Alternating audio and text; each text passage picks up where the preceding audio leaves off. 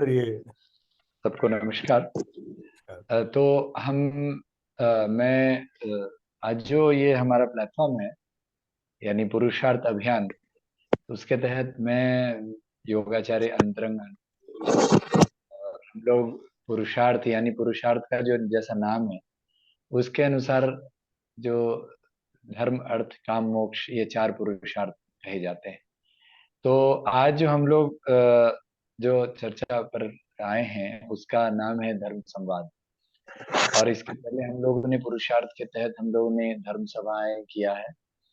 और हमारे साथ जो पुरुषार्थ के मुख्य साथी हैं वो हैं अभिजीत जी, जो अभी वीडियो में दिख रहे हैं। और अभिषेक जी हैं जो जननीति के नाम से अभी उनकी वीडियो दिख नहीं रही है। और बाकी लोग, अगर निवेदन करूंगा कि अगर आप वीडियो ऑन करके और अपना परिचय दे पाएं तो अच्छी बात होगी।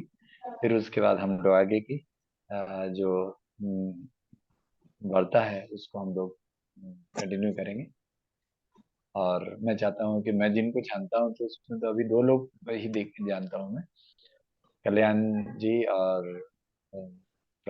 ये प्राउड सरकार से हमारे केसर जी हैं। तो मैं चाहता हूँ खुद ही वो जब परिचय देंगे फिर बाद में हम ये करेंगे।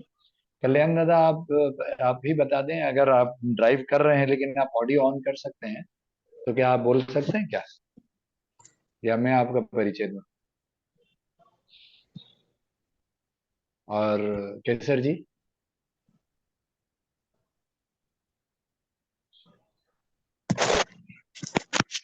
जी दादा। हम्म, आप परिचय दीजिए, अगर वीडियो ऑन कर सकते हैं तो वीडियो ऑन करके।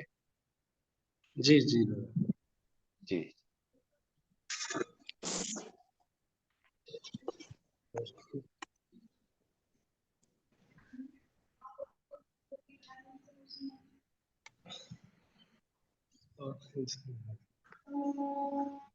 हेलो। जी जी, आप स्वागत, हाँ नमस्कार। हाँ, नमस्कार दादा। मेरा नाम केसर है हम्म। और मैं राइटर हूँ और पोइट्री लिखता हूँ बहुत ही सुंदर। ज्यादातर, और बुक पे काम कर रहा हूँ। पोइट्री मैंने 25,000 लिखा है। वाह। और ये एक वर्ल्ड रिकॉर्ड है। जॉन बार्डन का एक वर्ल्ड रिकॉर्ड था लंदन के, 1962 में उन्होंने बनाया था। तो उसके लिए उसका वर्ल्ड रिकॉर्ड, उनका ये वर्ल्ड रिकॉर्ड टूटा था जब मैंने अप्लाई किया।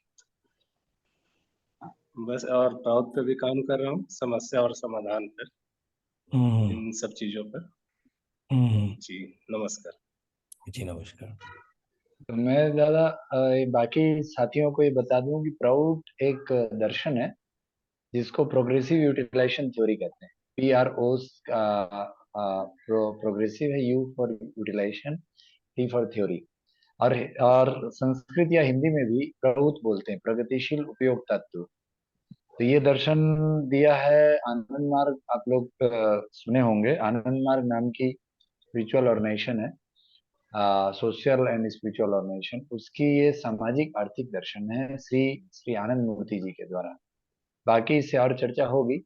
और हमारे साथ उसी विचारधारा से जुड़े हुए कल्याण जी हैं।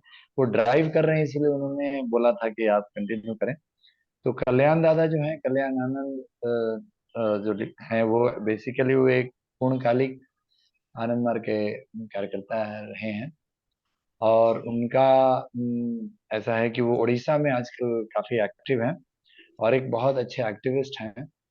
और उड़ीसा की जो आदिवासी है उनके लिए काफी काम करते हैं और कई सारे संगठन से जुड़े हैं।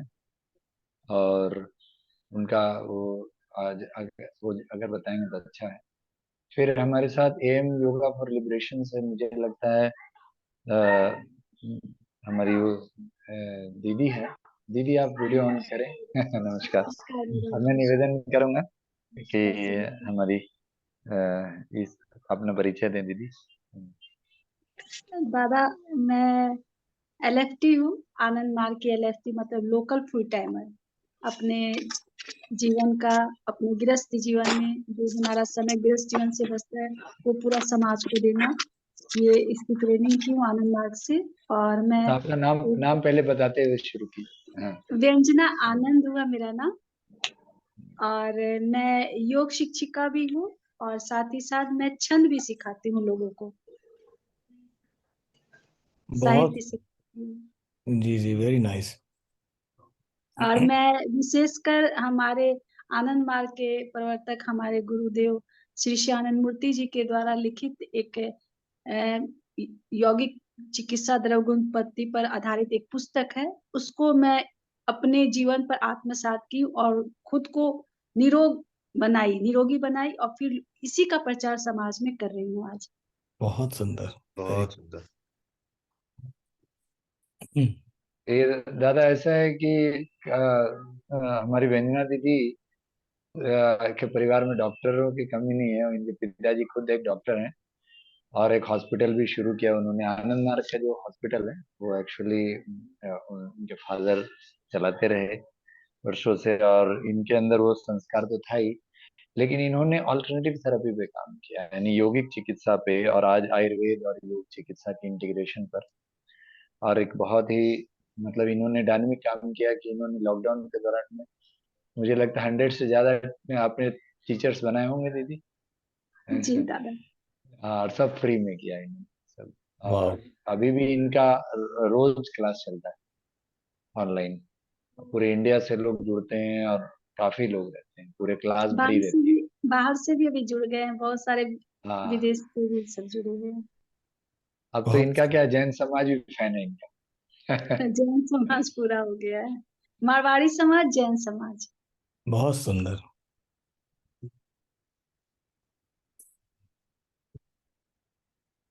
माधवी झा जी हैं, और आप अपना इंट्रोडक्शन देंगे। चलिए, तो आगे बढ़ते हुए दीदी फिर हम लोग और चर्चा को आगे बढ़ाएंगे, तब तक थोड़ा परिचय हो जाए। बाकी हमारे अभिषेक जी का कुछ प्रॉब्लम चल रहा है। एक बार अभिजीत जी, एक बार अभिषेक जी से आप फोन पे बात कर लीजिए कि क्या एक्चुअली इशू हुआ। हाँ, जी, म्यूट करके। नमस्कार, जय श्री राम। जय श्री राम, जय श्री राधे, हरे कृष्णा। जय श्री चलिए, कृष्ण। बताइए। मैं माधवी झा बिहार से हूँ, मगर दिल्ली प्रदेश में कार्यकर्ता भी हूँ। बेटी बचाओ मन की बात की संयोजकर्ता, और राजनीति के साथ साथ सामाजिक कार्यकर्ता भी हूँ। और धार्मिक में भी हमारा योगदान रहता है। जहाँ भी प्रोग्राम होता है सारे प्रोग्राम में अटेंड करती हूँ। और मेडिटेशन, मेडिसिन से ज्यादा जरूरी है मेडिटेशन, इसके ऊपर ज्यादा काम कर रही हूँ। और कोरोना में भी मैंने मेडिटेशन सेंटर चलाया था, अभी बंद है। और आप लोगों का महान आदमी का दर्शन, मणिकेश चतुर्वेदी जी के ग्रुप में आपका नंबर मिला था जूम मीटिंग का, तो मुझे लगा कि सौभाग्य है आप लोग का दर्शन हो जाए, है ना। और सोशल मीडिया तो जागरूकता का काम कर ही रही है, और हर तरह के आपके अच्छे विचारधाराएं, अच्छे काम को आप सोशल मीडिया के थ्रू बहुत लोगों तक पहुंचा सकते हैं। ये भी एक सामाजिक काम ही है, जागरूकता का, मेरे हिसाब से। बिल्कुल ठीक और बात। जी, मैं वैसे आंदोलनकारी हूँ। ज्यादातर बीजेपी के कार्यकर्ता, चाहे कोई भी राजनीतिक कार्यकर्ता हो, उसके लिए हम काम कर रहे हैं कि उन्होंने इतनी मेहनत से एमएलए एमपी बनाते हैं, है ना, मगर कार्यकर्ता को क्या मिलता है। इसके लिए हम लोग आवाज उठा रहे हैं और सभी कार्यकर्ताओं को कह रहे हैं, मोदी जी का राज है, अभी जो भी अपने लिए बनाना चाहते हो बनाओ।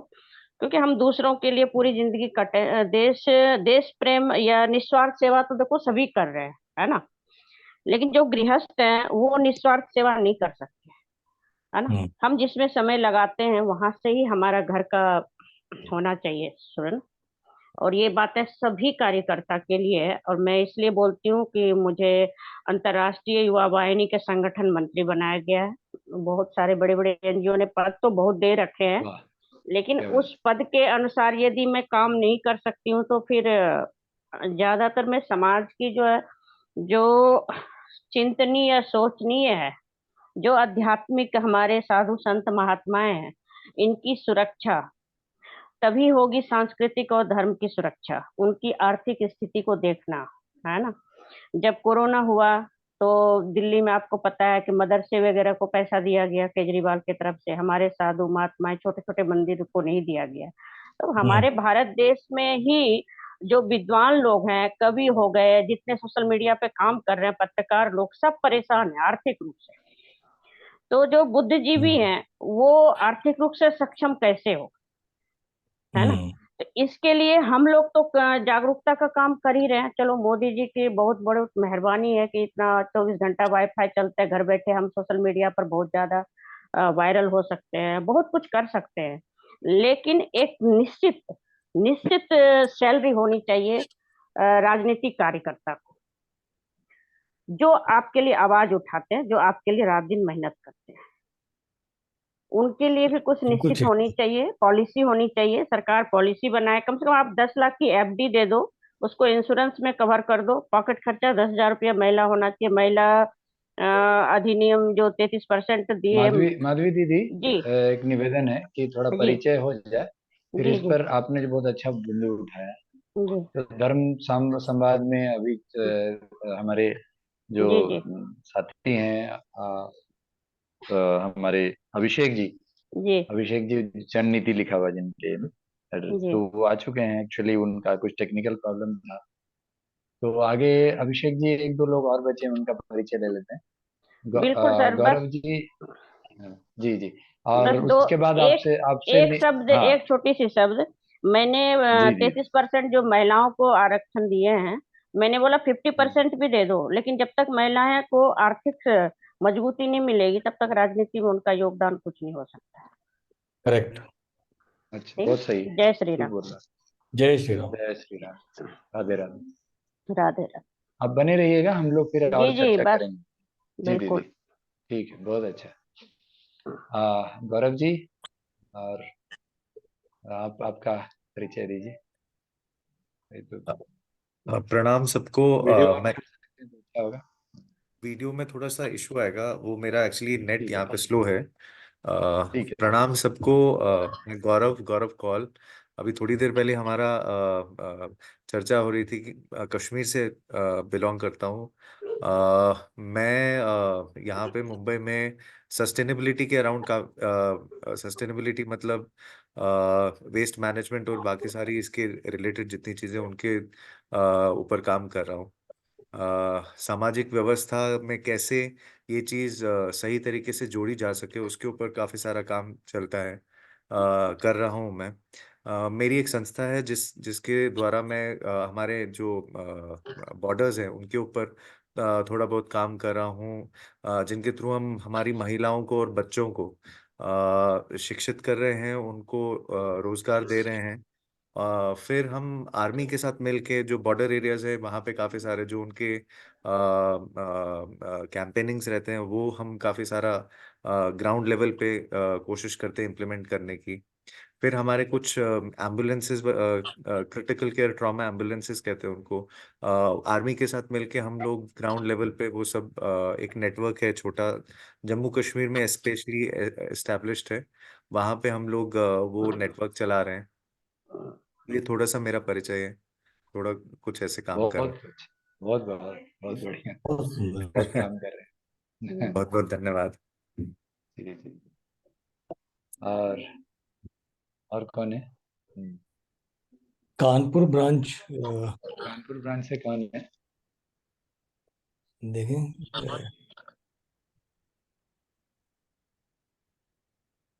कल्याण दादा, आप कुछ बोलना चाहेंगे?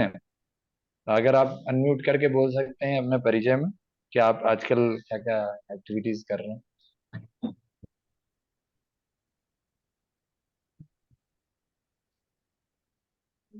तो कानपुर ब्रांच से कोई बोल रहे हैं क्या? एक बार अपना परिचय देंगे।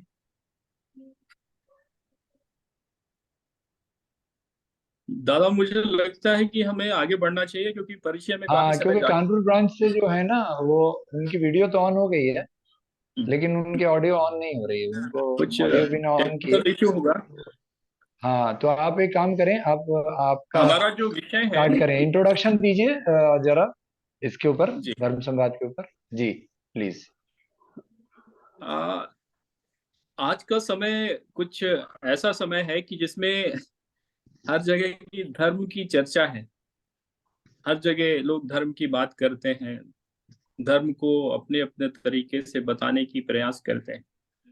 लेकिन जो धर्म स्थल है या धर्माचार्य हैं या जो धार्मिक लोग हैं या वो जितने भी धर्म की बात करने वाले लोग हैं, क्या ये वाकई धर्म को जानते हैं, या ये जो हमारा मानव धर्म है उसके बारे में वो जानते हैं? इसकी उत्पत्ति कैसे हुई, ये है क्या,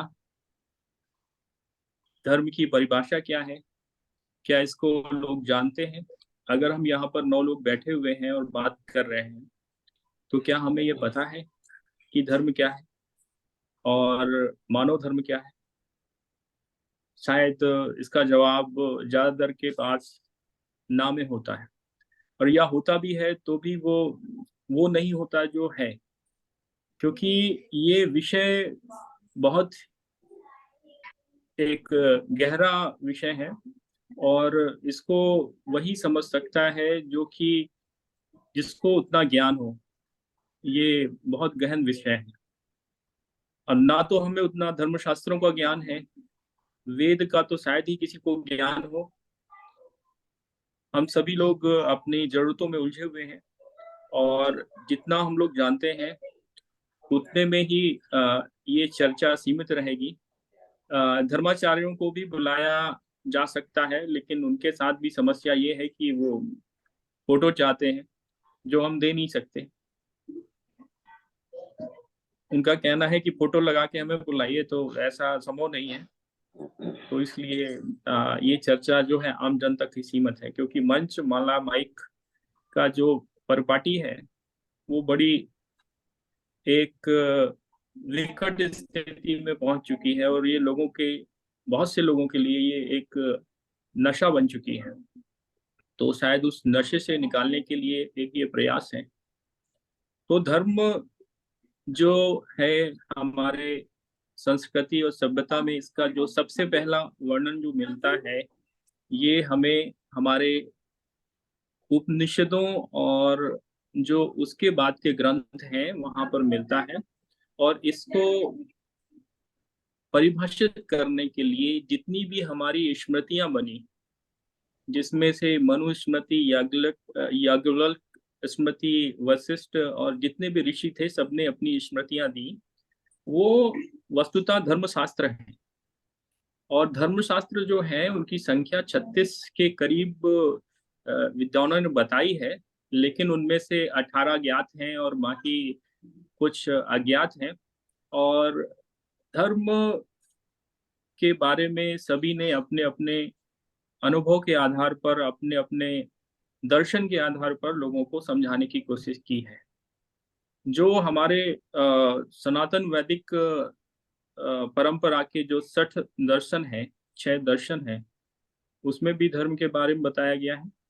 और योग में भी धर्म को व्याख्यात किया गया है, वो यम नियम के आधार पर किया गया है और सभी जगह किया गया है।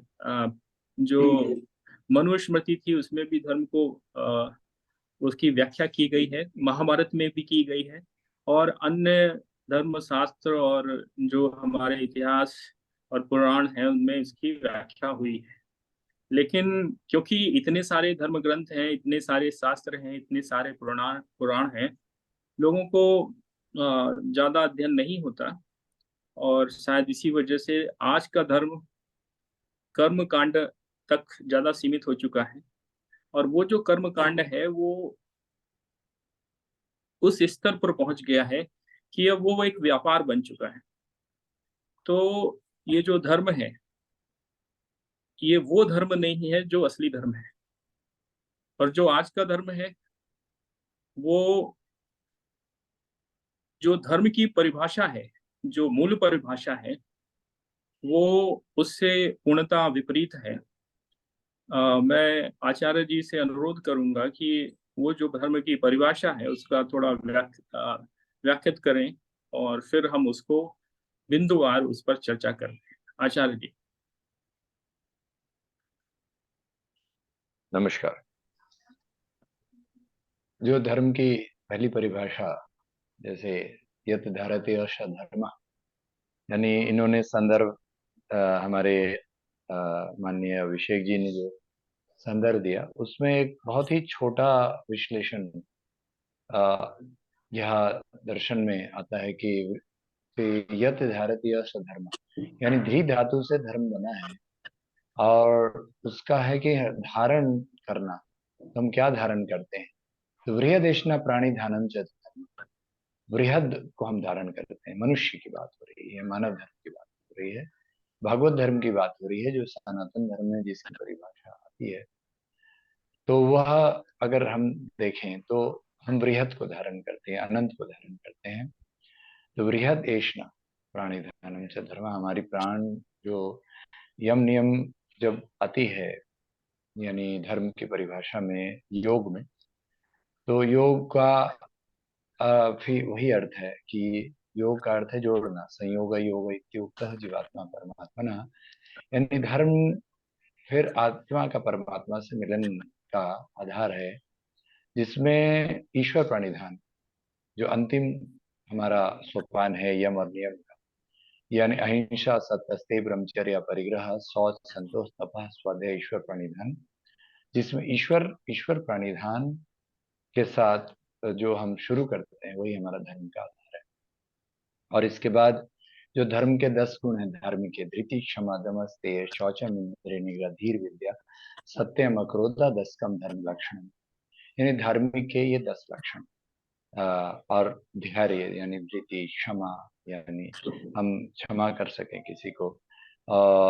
जो सबसे बड़ा जो बात आज यहाँ ये हो रहा है कि जितनी आज समस्याएं हैं धर्म के नाम पे, उसमें क्षमा और दंड, और ये क्या है उसको समझना, क्योंकि महाभारत इसमें पूरी तरह एक दर्शन है जिसमें कब दंड देना कब क्षमा करना, वह भगवान कृष्ण ने बहुत अच्छे से पूरे महाभारत में भगवत गीता में परिभाषित किया है। तो इस तरह से यह छोटी सी इसकी परिभाषा पर हमारी आ जाती है। तो इस आधार पर हम धर्म को ऐसे लेकर चलते हैं कि अगर हम मानव तो यजुर्वेद में कठोपनिषद में भी यह श्लोक आता है कि आहार निद्रा भय मैथुन च सामान्य में तत्पशु विनारणम धर्मो हि तेषां दिक् विशेषो धर्मे नीना पशु भी समाना। Food, fear, sleep and sex are the 4 propensities of the animals. Humans are those who can channelize that energy towards the cosmic consciousness. That जो योग की बात है, यानी योग के ही धर्म मानव धर्म का आधार है, यानी जीव का शिव में एकाकार होना, राधा का कृष्ण में एकाकार होना। हम जब जय श्री राम बोलते हैं या हरे कृष्ण बोलते हैं तो उसके साथ भाव के साथ हमारा एकाकार होना, मिलन होना, ये धर्म। तो ये भगवत धर्म है।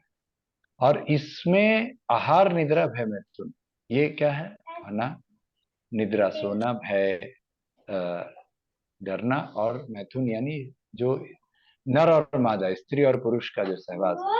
यह कह रहा है यह श्लोक कि धर्मो ही तेषां विको विशेषो धर्मिणी न पशु समान, यानी धर्म इसमें यह कहता है कि जो इसमें विशेष नहीं है वह पशु है, यानी आहार निद्रा भय और मैथुन के साथ जो जीवन जी रहे हैं वह पशु है। तो फिर धर्म क्या है?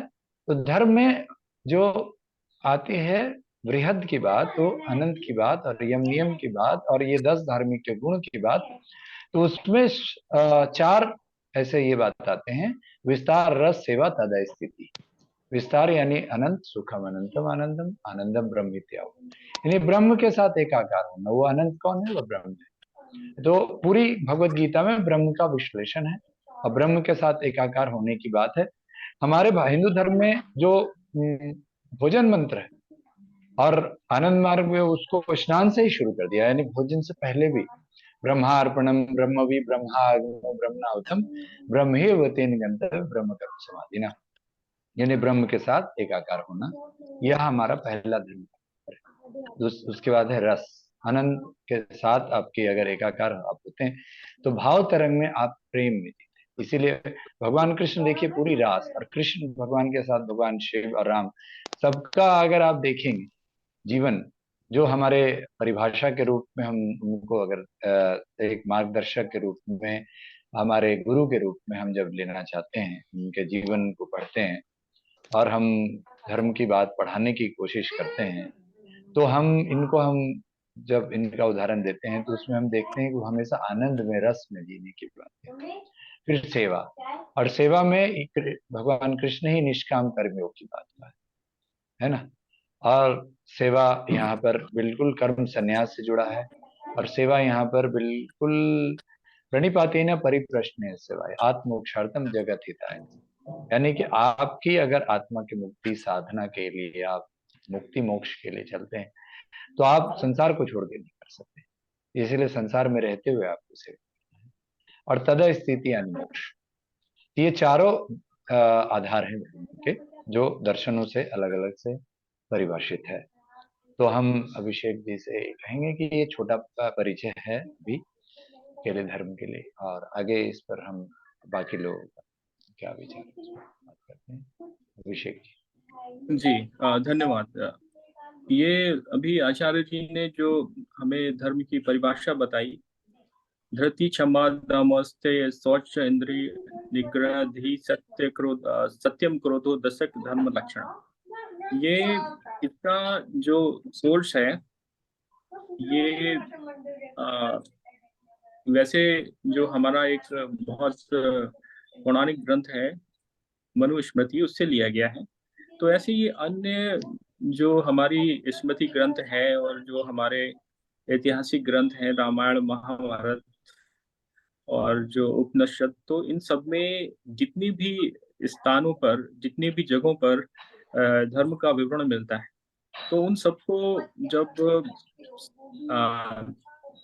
उनका सबका एक जगह वो किया जाता है, अवलोकन किया जाता है, तो पता चलता है कि धर्म के कुल 40 लक्षण हैं।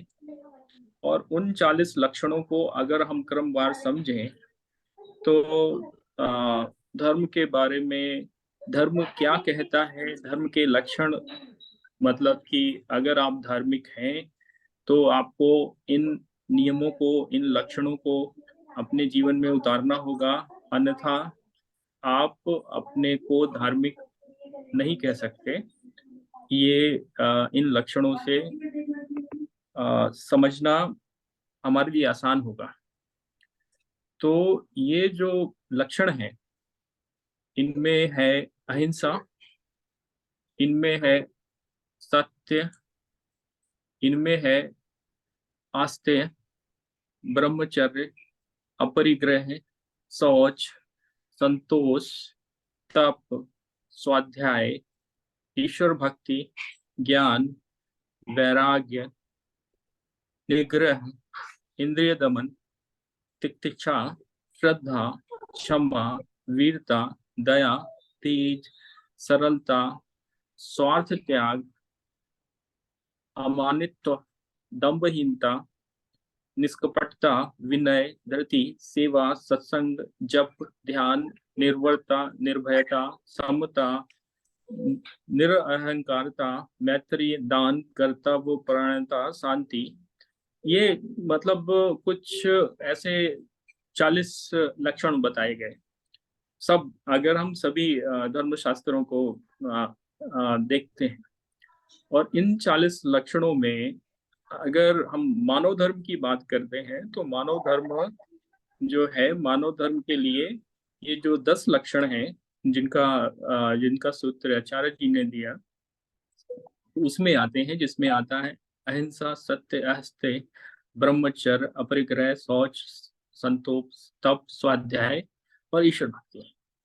तो ये इन्हीं के आधार पर पूरे धर्म को हम समझ सकते हैं और व्याख्या कर सकते हैं। उदाहरण के से अगर हम समझें तो ज्यादा अच्छा हम शायद समझ पाएंगे। अन्ना हजारे का आंदोलन जो था इंडिया अगेंस्ट करप्शन का, तो वो भ्रष्टाचार के खिलाफ एक आंदोलन था। और उसमें उस दौरान बहुत सारे लोगों से हम लोग मिले। सारे मिलने के बाद और कई सालों के क्रियाकलापों के बाद और लोगों को जानने के बाद जो एक निष्कर्ष था कि शायद हम में से कोई धार्मिक नहीं था, क्योंकि अगर धार्मिक होता तो धर्म बोलता है कि अपरिग्रह मतलब जरूरत से ज्यादा संचय ना करना, जरूरत से ज्यादा संचय ना करना। और फिर अगर जरूरत से ज्यादा संचय नहीं करेगा, धर्म का पालन करेगा, तो वो करप्शन नहीं करेगा। तो इस तरीके से हम इसको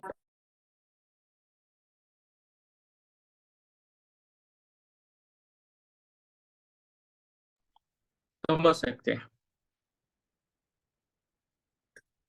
और साथ ही साथ इसका और जो दूसरा स्वरूप है वो ये है कि हम अगर इसको समझकर अपने जीवन में उतार पाए तो वही सच्चा धर्म अनुपालन और धर्म पालन है।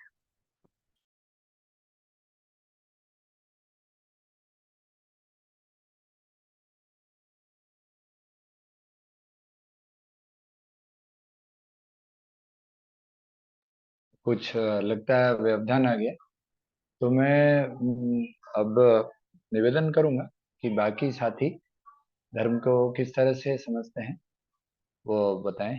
कोई भी कर सकते हैं, है ना? वंदना दीदी आप बोलना चाहें, और फिर माधवी दीदी भी बोलेंगे। दादा मैं तो ज्यादा फिलॉसफी नहीं जानती हूँ, बस अरे आप अ, इतनी कविताएं लिखती हैं तो। दादा मैं मतलब वास्तविकता से जुड़ी हुई हूँ। और जैसे कि मेरे हिसाब से मानवता यही सबसे बड़ा धर्म है। जिसके जीवन में, जिसके हृदय में मानवता की भावना आ गई। और आनंद मार्ग में तो हम लोगों को बाबा स्पष्ट रूप से बता रहे हैं, नव्य मानवतावाद।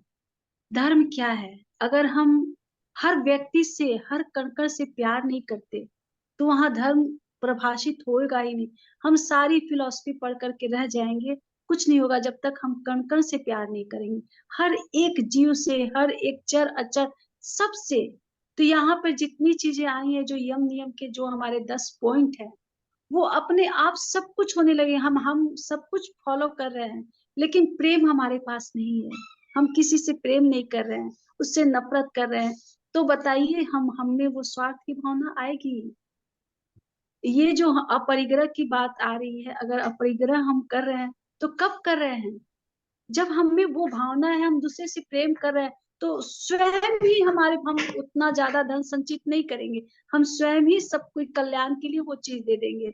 हर व्यक्ति की पीड़ा जब हम महसूस करने लगेंगे, तो हम जो धर्म मानो, जो धर्म होता है मानवता का धर्म, इसमें यही सिर्फ एक महत्वपूर्ण चीज है मेरे हिसाब से, कि सबसे प्रेम। और जैसा कि हम लोग में आनंद मार्ग में बताया गया है, आत्मोक्षार्थम जगत हितायश्च। मनुष्य का धर्म क्या है? अपनी मुक्ति। हर व्यक्ति चाहता है हमारी मुक्ति हो। अपनी मुक्ति कैसे होगी? जब हम दूसरे, अपनी मुक्ति के लिए दूसरे का हित भी करेंगे, तभी हमारी मुक्ति होगी। क्योंकि हर कण कण में ईश्वर है। दूसरे की मुक्ति कब चाहेंगे? जब उसके भीतर का ईश्वर को हम महसूस करेंगे। जैसे हमारे भीतर का ईश्वर है, वैसे उसके भीतर भी ईश्वर। हर व्यक्ति के ईश्वर को देख करके, उसकी पीड़ा को देख करके, उसको सुख देने की, उसको आगे बढ़ाने का, उसका ग्रोथ का की भावना जब हमारे भीतर आ जाएगी, तो सारी चीज अपने आप बहुत खूबसूरत व्यवस्थित हो जाएगी। हर चीज के भीतर, हर जितनी फिलॉसफी है, जितनी भी धर्म ग्रंथ है, हर ग्रंथ के का जो मेन सार है, नव्य मानवतावाद। ये मेरे हिसाब से है कि अगर नव्य मानवतावाद की भावना आ गई, यानी कि कण कण से, हर चर अचर से हम जब में ईश्वर का ब्रह्म भाव को देखते हैं, ब्रह्म को देखना शुरू करते हैं, तो हम उससे मोहब्बत कर लेते हैं, उससे नफरत हो गई नहीं। और जब हम उससे मोहब्बत करते हैं तो उसके विकास की भावना हमारे मन में अपने आप आ जाती है। और यही चीज जिस व्यक्ति में आ गया वो मानव हो गया, वो मनुष्य हो गया। यही तो हमारा धर्म है, क्योंकि हम मनुष्य के धर्म, मनुष्य बनकर के धरती पर आए हैं, तो लेकिन मनुष्य है नहीं। हम मनुष्य हैं रूप में, लेकिन मन से हम मनुष्य बने नहीं है, क्योंकि हमारे भीतर वो मानव गुण नहीं है। हम अभी जानवर की तरह है, जानवर से भी बदतर जिंदगी हम जी रहे हैं, क्योंकि हम भाग रहे हैं, भौतिकता की तरफ भागे जा रहे हैं। सिर्फ हमारी सुख, हमारी लालसा, हमारी चाहत, सिर्फ हम यही देख रहे हैं। हम दूसरे का विकास नहीं देख पा रहे हैं। और जिस दिन ये भावना आ गई, धर्म स्थापित हो जाएगा, पूरी दुनिया में धर्म स्थापित हो जाएगा। तो ये मैं बहुत छोटे शब्दों में अपने भाव को आप लोग के बीच में रखी हूँ। ये मेरे विचार से ऐसी भावना अगर आ जाती है तो धर्म प्रभाषित हो सकता है समाज में।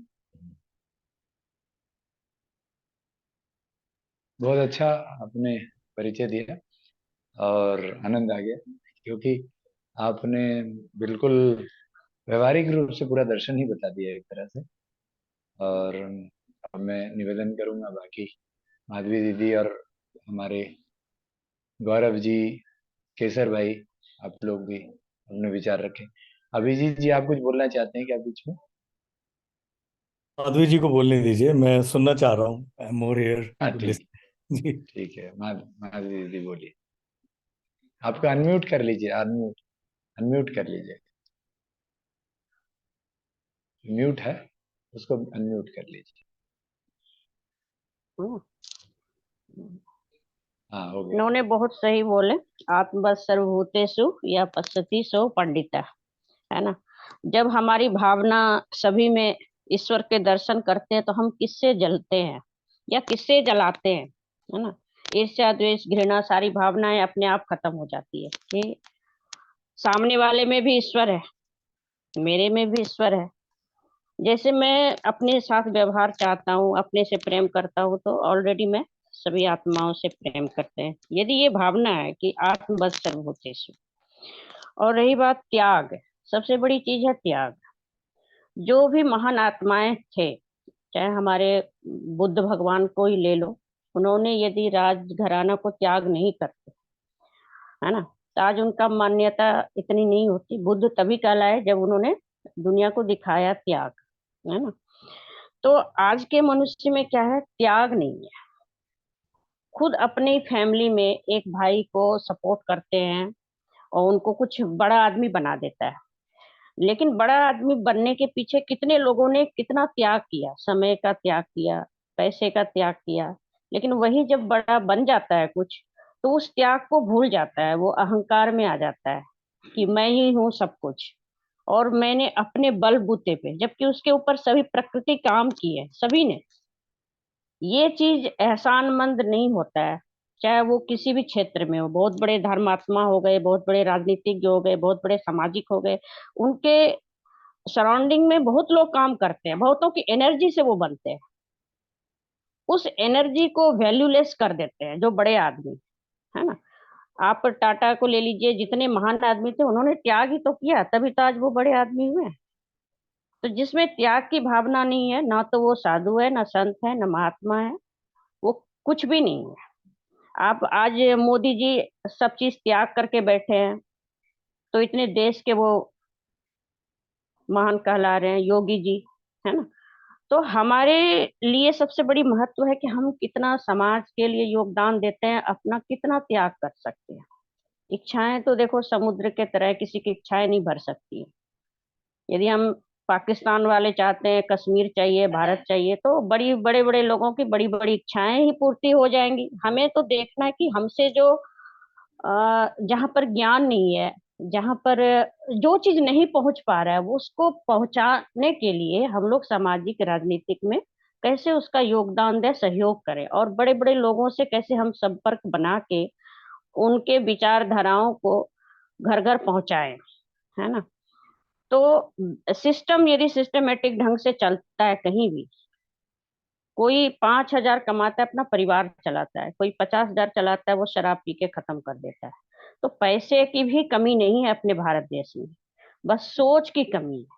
एक भाई दूसरे भाई को जब चाहेगा आगे बढ़ाना, तभी तो आगे बढ़ेंगे। हर घर में आज भी महाभारत है, आज भी रामायण है, सब कुछ है। जो सीख लेने वाले हैं सीख लेते हैं, जो उसमें कहते हैं ना अपना अपना रोल करने के लिए आए हुए हैं। तो हम सोशल मीडिया का सही यूज भी कर सकते हैं। 100 आदमी को अच्छे विचारधाराओं को भेजते रहते हैं तो उससे जागृति होती है। हम गलत यूज भी कर सकते हैं। फैमिली में भी सभी विचारधाराएं के लोग हैं, तो हम अपने फैमिली को पहले किस तरह से सपोर्ट करते हैं। देखो, जो परिवार में एक दूसरे को सपोर्ट किया, वही सामाजिक भी कहला सकता है। वो कल बड़े लेवल पर भी सबको सपोर्ट करेगा। जब भाई भाई को सपोर्ट नहीं कर सकता है, बहन बहनों को नहीं देख रहा है, आप हर फैमिली में चले जाओ, कहीं से कुछ छिपा हुआ नहीं। कहता ना, पेट सबको खाने के लिए बना है।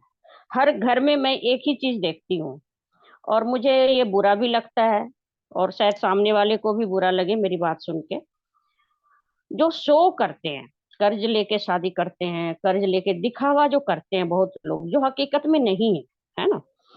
तो आप किसको दिखाते हो ये बताओ। पूरी दुनिया तो है ही अपने रिश्तेदार, जो खुद के रिश्तेदार है। जब आपके घर में कोई गरीब बेटी है, उसकी शादी कराने के लिए आपके पास पैसा नहीं है, आप वहां अपनी बेटी को इतना ज्यादा शो करते हो कि हमारे भाई की भतीजी को जलन मचे, तो कितना बड़ा पाप है ना।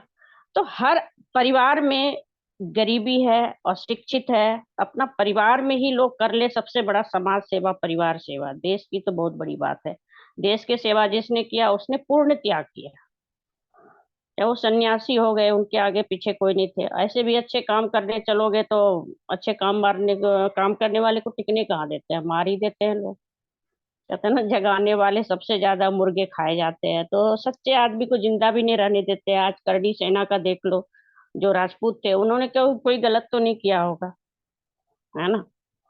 तो ये आज यह है कि अपनी जान बचाने के लिए सोशल मीडिया पे तो आप सही बात बोल ही सकते हो। घर में रह करके तपस्या भी करो, घर में रह के सोशल मीडिया पर अच्छी बातें भी करो, यदि जान प्यारी है। यदि मैं खुले मंच पर जागरूकता का काम करूंगी तो 100 दुश्मन हमारे हो जाएंगे, है ना। सत्य तो कड़वा होता है, और सत्य कोई बर्दाश्त नहीं करता है। तो जो धर्म है वो सत्य है। वो सत्य के रास्ते पे चलने के लिए हर किसी को कहते हैं। लेकिन वही है ना, सत्य कड़वा क्यों होता है कि हम उसके अनुसार चल नहीं पाते। हमने कभी तपस्या किया नहीं, मेडिटेशन किया नहीं, तो मेडिटेशन का महत्व तो कैसे समझेंगे। हमने रामायण पढ़ा ही नहीं, तो रामायण के बारे में कैसे जानेंगे। गीता पढ़ा ही नहीं, कैसे जानेंगे। और बच्चों को पढ़ाते भी नहीं। तो जिसने थोड़ा बहुत अध्ययन किया है गीता रामायण का, मेडिटेशन किया है, योगा किया है, उसे पता है लाइफ में कि शरीर के लिए सभी धर्म बने हैं आपकी सुरक्षा के लिए।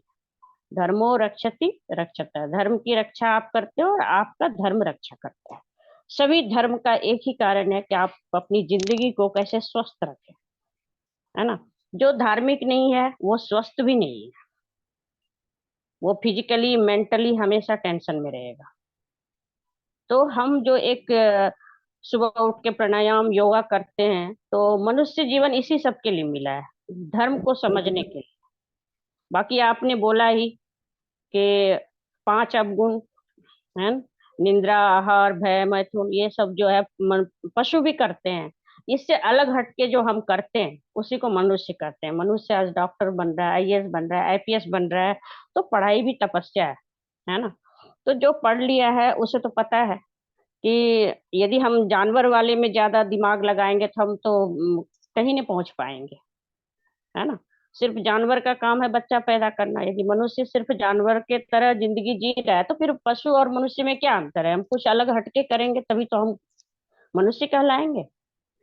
तो हमारा विचारधारा ये होता है कि सोच बदलो तो सब कुछ बदल जाता है। और सोच तो बदलेगा जब महान महान आत्माओं के साथ सत्संग में जाना। हम लोग बचपन से, मेरे पिताजी भी बहुत ही आध्यात्मिक हैं, थे, अभी तो बुजुर्ग हैं हो गए, भागवत वगैरह रचते थे। और पूरा फैमिली पढ़े लिखे हैं, लेकिन हर फैमिली में कहते हैं बड़े बड़े देशों में छोटी छोटी बातें होती है। तो ये बात है कि हमारे भी फैमिली में जब ध्यान ज्ञान में डूब जाते हैं तो एक दूसरे को माफ करने की आदत हो जाती है। वही बात है, जब हम सामने वाले को हम अपनी नानी को कहते हैं कि रात दिन आप कहते हो कि भगवान आपको क्या चढ़ाएं, हर चीज झूठा है, बोलते हैं ना, हम क्या चढ़ाएं, ये फूल चढ़ाते हैं तो भवरे की जूठा है। और उनमें क्या था, पूरे दिन वो जूठे पे ही काम करती थी, मतलब थोड़ा बहुत कुछ छू लिया तो हाथ धोते रहती थी। हम बोले सुबह सुबह आप भगवान को भजन गाते हो, उनको मीनिंग नहीं पता है, तो हम लोगों को मीनिंग पता है।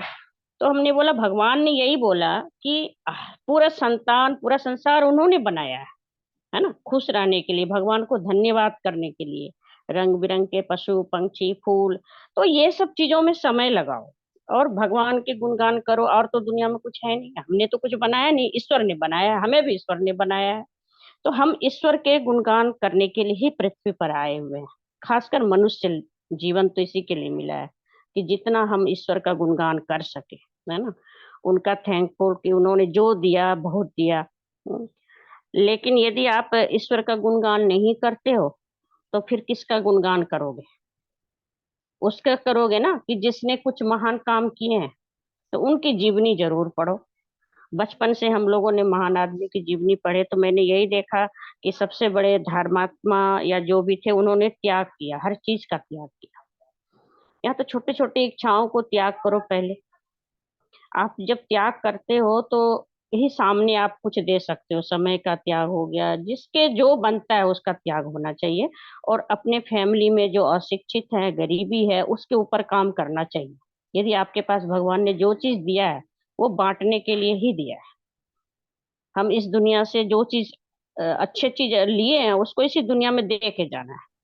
तो हमारे पिताजी ने, मेरे वो हेडमास्टर थे, संस्कृत टीचर होकर, हेडमास्टर होकर रिटायर हुए, तो वो अपने गांव में फ्री शिक्षा देते थे। किसको? डकैत क्रिमिनल के बच्चों को पढ़ाते थे, ताकि इसका भविष्य जो है ये अपने फादर की तरह क्रिमिनल ना बने। तो शिक्षा का दान करते थे वो। तो हम लोग कहते भी थे क्या ऐसा बदलाव नहीं हो सकता है, लेकिन उनका असर इतना रहा कि जिनको पढ़ाया वो आज सरकारी नौकरी कर रहा है और बोर्ड में फर्स्ट डिवीजन किया, कम बात नहीं। आज यदि क्रिमिनल के बच्चे पढ़ते लिखते नहीं तो वो क्रिमिनल ही होता है ना, और समाज को फिर वही दूषित करता है ना। हम जैसा समाज बनाना चाहते हैं उसके लिए हमें कर्तव्य करना पड़ेगा। यदि हम समाज को धार्मिक बनाना चाहते हैं तो सबसे पहले तो सिलेबस में आपको फर्स्ट चैप्टर गीता का पढ़ाना चाहिए, रामायण का पढ़ाना चाहिए, है ना। स्कूल से ही तो शिक्षा आएगी सभी के पास, संस्कृति भी आएगी। और जितने भी संस्कृति विलुप्त हो रहे हैं, संस्कृति धर्म से दूर हो रहे हैं बच्चे, जो हमारे प्रधानमंत्री जी कोशिश कर रहे हैं हर चीज को फिर से धरती पर लाना, राम राज लाना, इसके लिए सबको मेहनत करना पड़ेगा। और ज्यादा से ज्यादा जो धार्मिक आदमी है, साधु मंत पंडित हैं, वो अपना समय जो है बर्बाद ना करे। वो घर घर जा करके कोशिश करे, ग्रुप बना बना के, जैसे पहले सत्यनारायण भगवान का पूजा होता था, बड़े लेवल पर वो इन्होंने कह रहा है कि मीडिया के सामने सत्संग करना, हाँ, बड़े लेवल पर खर्चा करना, वो इसको इतना शो नहीं करना चाहिए। आप घर घर जा करके प्रभाव डालो, अपनी विचारधाराओं को घर घर पहुंचाना और उनको शिक्षित करना, धार्मिक करना, ये धार्मिक लोगों के ऊपर जिम्मेवारी है। उनको डरना नहीं चाहिए, है ना। यदि आप घर घर जा करके ज्ञान बांटते हो तो आपकी जो जरूरतें हैं वो तो पूरी हो ही जाएंगी। यही है। बाकी तो शिकायत तो सबकी होती है कि हमारे लिए सरकार कुछ नहीं कर रही है, हमारे लिए समाज कुछ नहीं कर रही है। तो आप क्या कर रहे हो? आप त्याग करके, भगवान तो सब में है, गरीबों में, अनाथों में कहाँ नहीं भगवान है।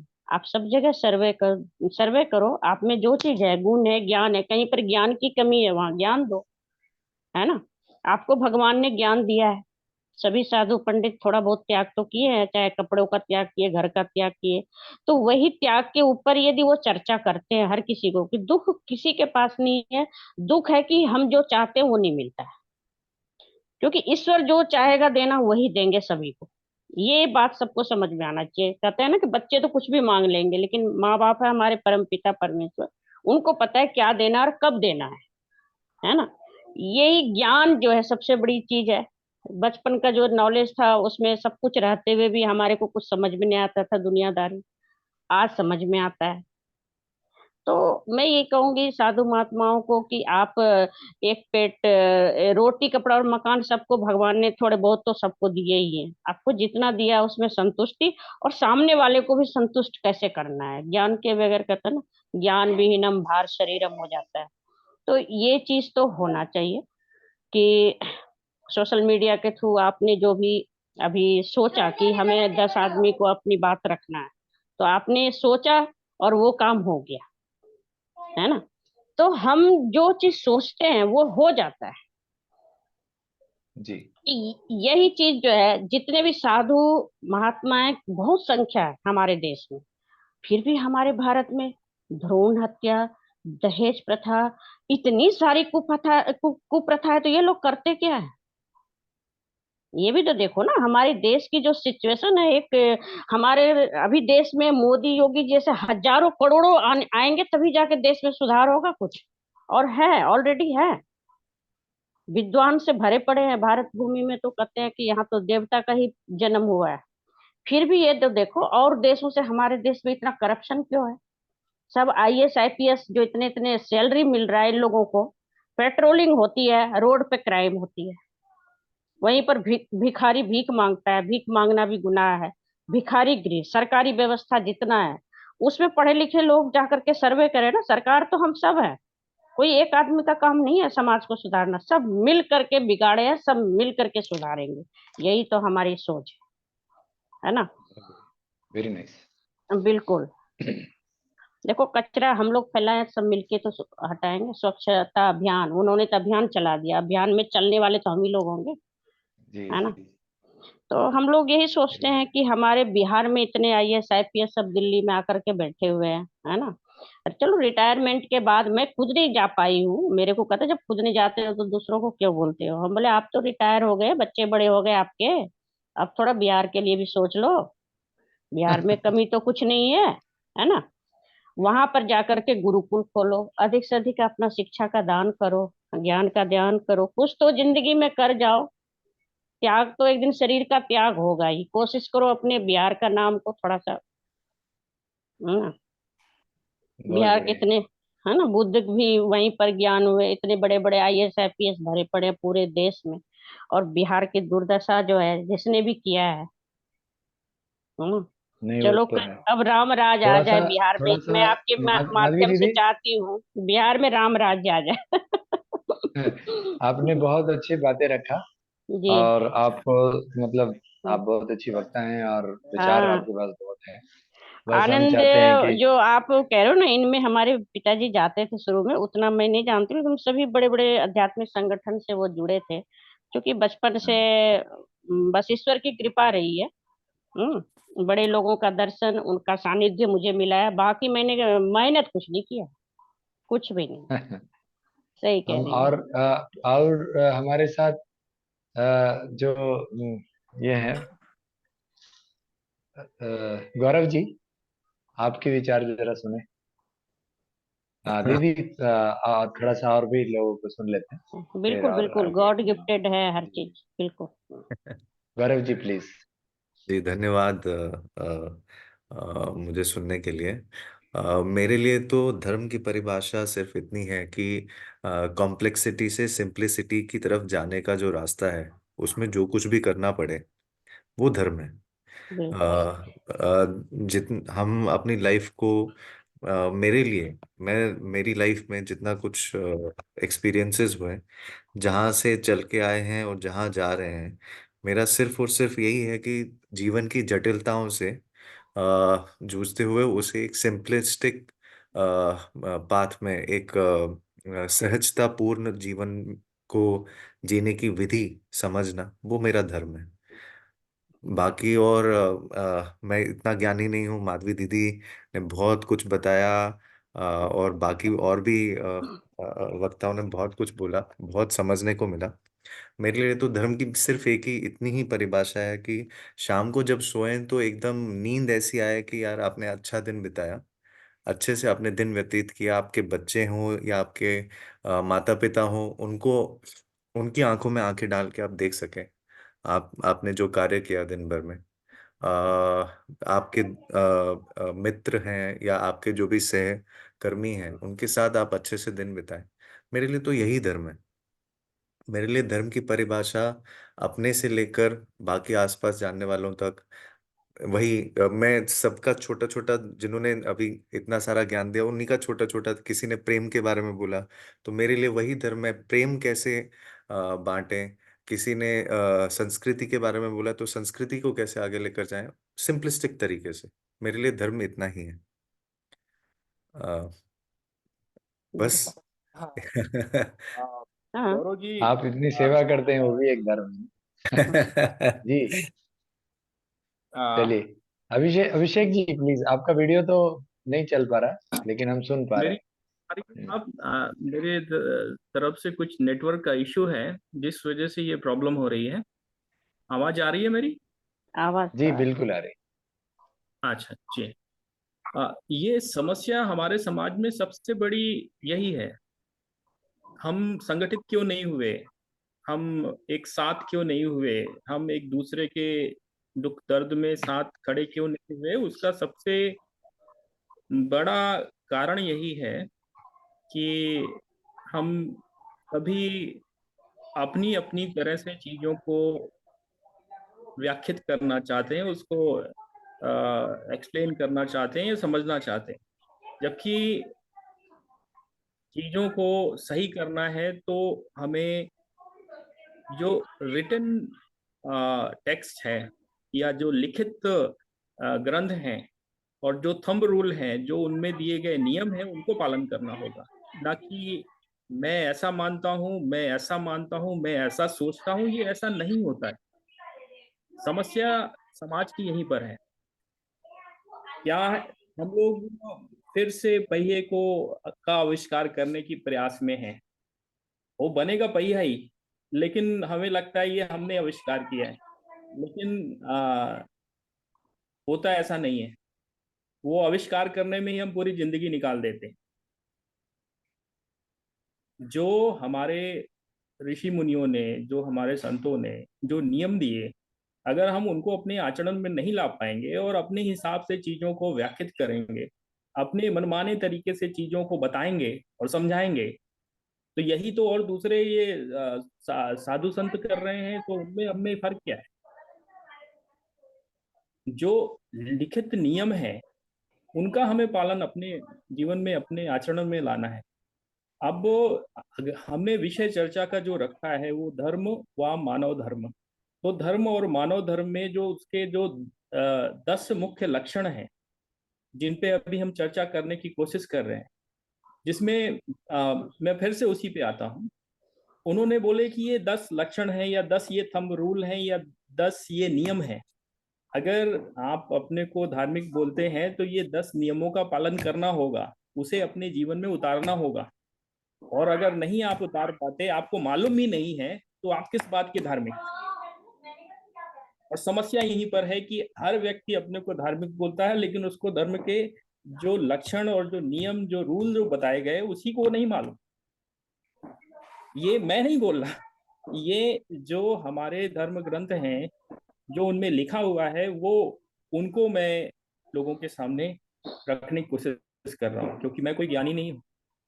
यहाँ पर जो 10 लक्षण बताए, अगर हम उसी को समझ के आज जाएं तो शायद कुछ हम उससे अच्छा निकाल सकते हैं, और शायद उसमें से कुछ चीजें अपने जीवन में हम उतार भी सकते हैं। जैसे अहिंसा या अहिंसा बोलते हैं, वो सब लोग अपने अपने तरीके से बोलते हैं। तो अहिंसा क्या किसी को सिर्फ मारना पीटना से वर्जना है या फिर उससे आगे है? अहिंसा का मतलब होता है मन, वाणी और शरीर से किसी भी प्रकार का किसी को कष्ट ना देना, लेकिन साथ ही साथ दुष्ट को दंड देना भी शामिल है। दुष्ट को जरूर दंड देना है। अगर मच्छर खून पी रहा है तो मच्छर को मारना जरूरी है, वहां पर अहिंसा नहीं लगेगा। लेकिन मन, वाणी और शरीर के किसी भी प्रकार से, शरीर से किसी भी प्रकार से किसी को कोई कष्ट न देना अहिंसा है। अब ये पहला लक्षण है। बात करते हैं सत्य की। दूसरा लक्षण जो बोला जाता है, सत्य जो है वो है अंतःकरण और इंद्रियों द्वारा जैसा निश्चय किया गया हो वैसा का वैसा ही प्रिय शब्दों में कहना। अंतःकरण का मतलब है अपने मन से, और अपने इंद्रियां, इंद्रियां जो हम जानते हैं, आँख, नाक, कान, ये सब इंद्रियां हैं, जैसा इनके द्वारा समझा गया हो उनको सही तरीके से, सही प्रकार से रखना, और मिथ्या आचरण ना करना, झूठ ना बोलना, ये सत्य है। अस्तेय, अस्तेय का मतलब होता है, जो तीसरा लक्षण है, किसी भी प्रकार की चोरी न करना। चौथा जो था वो था अपरिग्रह, जरूरत से ज्यादा संचय न करना। ये आज की समाज की सबसे बड़ी समस्या यही है। आज लोगों का जो स्वार्थ है, जो लोगों का लोभ लालच है, वो लोगों को 300 करोड़ रुपए इकट्ठा करने के लिए मजबूर करता है, जो अभी आप टीवी में देखेंगे। तो ये इस तरह की सोच हमारे समाज में अधिकांश लोगों की। लेकिन अगर वो अपने को धार्मिक बोलते हैं तो हम कहते हैं कि धर्म की परिभाषा के अनुसार वो धार्मिक नहीं है, क्योंकि वो तो उन्होंने जरूरत से ज्यादा चीजों का संचय कर लिया, और वो उसके अनुसार अधर्मी कहलाएंगे।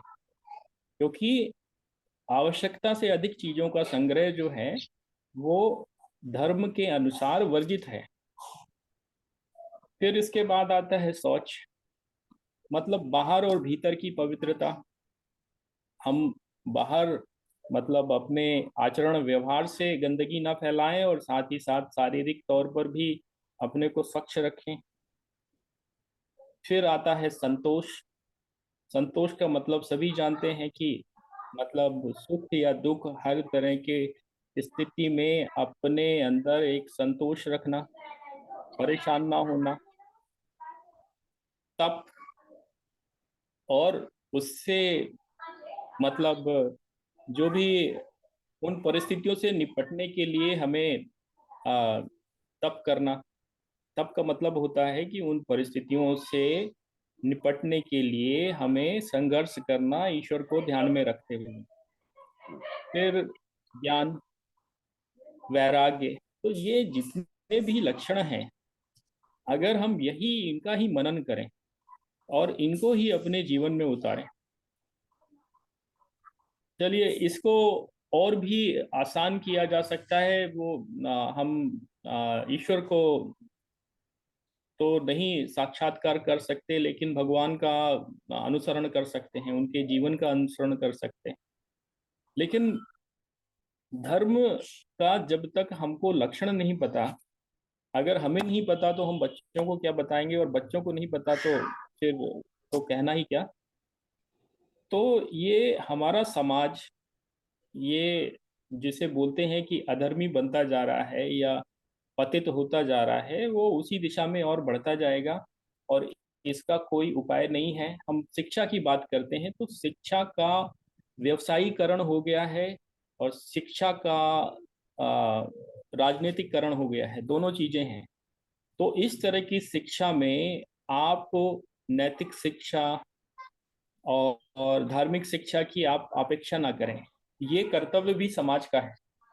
समाज को ही देखना होगा कि हमें जो शिक्षा दी जा रही है उसमें व्यवसायिक पक्ष कितना है, और धार्मिक पक्ष कितना है, सामाजिक पक्ष कितना है, चारित्रिक पक्ष कितना है। आज के स्कूलों में क्या पढ़ाया जाता है वो सभी को पता है। तो एक अच्छा जीवन जीने के लिए, एक अच्छा व्यक्ति बनने के लिए धर्म का आचरण अपने जीवन में उतारना अति आवश्यक है। और उसको तभी उतारा जा सकता है जब धर्म के जो नियम बताए गए, जो लक्षण बताए गए, उनको हम जानें और उनको अपने जीवन में उतारें, उनको आत्मसात करें, तभी ये संभव है। इतना ही मेरा कहना है। मैं आगे आचार्य जी से अनुरोध करूंगा कि आगे इस विषय पर अपनी बात रखें। आचार्य जी। जी प्रभु, बहुत बहुत धन्यवाद। दरअसल आपने बहुत अच्छा व्यवहारिक पहलू से आपने इसको परिभाषित किया, और चूंकि समय का भी ध्यान रखते हुए मैं अपनी बात ज़्यादा नहीं बोलते, तो मैं चाहूँगा हमारे दो वक्ता हैं अभी, और उनकी भी विचार सुन लेते हैं। अ, हमारे केशर भाई जो हैं एक बड़े युवा कार्यकर्ता हैं, एक और एक्टिविस्ट हैं। तो केशर भाई आप बताएं, और उसके बाद कल्याण जी, शायद आप अपने गंतव्य पहुंच गए होंगे, ड्राइविंग कर रहे थे, तो आप भी अपनी बात रखेंगे। केशर जी आप वीडियो ऑन कर लें, अच्छा रहेगा। नमस्कार दादाजी, नमस्कार सभी को। नमस्कार। जय श्री राम। जय श्री राम। जो ये तो बहुत भारी और बहुत लंबा विषय उठा दिया गया है, जो बात है, क्योंकि एक लाइन में जिंदगी अगर इसी इसको के लिए बनी है, इसी के क्योंकि लिए मिली है। अगर एक लाइन में इसको बोला जाए धर्म क्या है, तो धर्म है अपने मूल स्वभाव में प्रतिष्ठित हो जाना।